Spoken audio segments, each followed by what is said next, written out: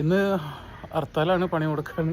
പക്ഷെ നമുക്ക് ഇവരെയും കൊണ്ട് വരാതിരിക്കാൻ പറ്റില്ലല്ലോ. സാറ് ഉണ്ടെന്ന് പറഞ്ഞപ്പോൾ 1 മണിക്ക് പോകുമെന്ന് പറഞ്ഞു. അപ്പോൾ അപ്പോഴത്തേനും ഞാൻ പറന്നു വന്നു.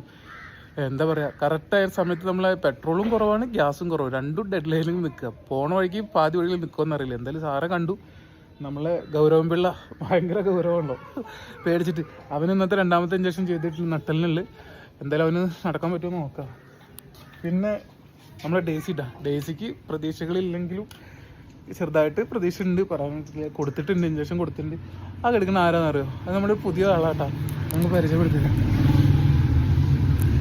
അത് എന്താ പറയുക, പൂത്തിരി മഞ്ചേരിയിലൊരു കുട്ടികൾ വളരെ യാദൃശ്ചികമായിട്ട് എന്തൊരു ദൈവ നിയോഗം പോലെ അവിടുത്തെ ആ ഒരു കുട്ടികൾ അതിനെ ഭക്ഷണം കൊടുത്തായിരുന്നതാണ്. അപ്പോൾ അതിനെ നോക്കാൻ വേണ്ടിയിട്ട് ആക്സിഡൻറ്റ് പറ്റി. അപ്പോൾ എന്തോ എൻ്റെ കയ്യിൽ എത്തിപ്പെട്ടു. ആൾക്കെന്ന് പറഞ്ഞാൽ അവിടെ ഹോസ്പിറ്റലിൽ കാണിച്ചപ്പോൾ ഒരു കാല് പൊട്ടുണ്ട്. അവർ ബാൻഡേജൊക്കെ ഇങ്ങനെ ചുറ്റി സെറ്റാക്കി ഇങ്ങനെ വെച്ചിറക്കുകയാണ്. അപ്പോൾ അങ്ങനെ തന്നെ സാറിൻ്റെ അടുത്ത് കൊടുത്തു. മറ്റേ കാലം നല്ല നീരുണ്ട്, പൊട്ടുണ്ട്. അപ്പോൾ സാധനങ്ങളൊക്കെ വാങ്ങാത്ത കാരണം ഒന്നിപ്പോൾ പെട്ടെന്നൊരു ഹർത്താലൊക്കെ കൂടി ആയ കാരണം നാളെ ഒന്നും കൂടി വരണം. വന്നിട്ട് അവനുള്ള പ്ലാസ്റ്റർ, ഇപ്പോൾ കിട്ടിയ പ്ലാസ്റ്ററൊക്കെ അയച്ചിട്ട് ഒക്കെ നമ്മൾ പുതിയൊരു സെറ്റപ്പ്, പുതിയ ട്രീറ്റ്മെൻറ്റ് നമുക്ക് തുടങ്ങണം. എന്തായാലും അവൾക്ക് നടക്കാൻ പറ്റും, നമുക്ക് ട്രൈ ചെയ്യാം. നടക്കുവെച്ചെങ്കിൽ അവളെ പിന്നെ സ്റ്റെറിലൈസ് ചെയ്തിട്ട് അവളെ നാട്ടിൽ തന്നെ കൊണ്ടുപോയി വിടാം. അവർ ഒരുപാട് പ്രാർത്ഥിക്കുന്നുണ്ട്, ഒരുപാട് പ്രതീക്ഷിക്കുന്നുണ്ട്. എന്തായാലും ഈശ്വരൻ ഒരു വഴി കാണിച്ചു തരട്ടെ അല്ലേ.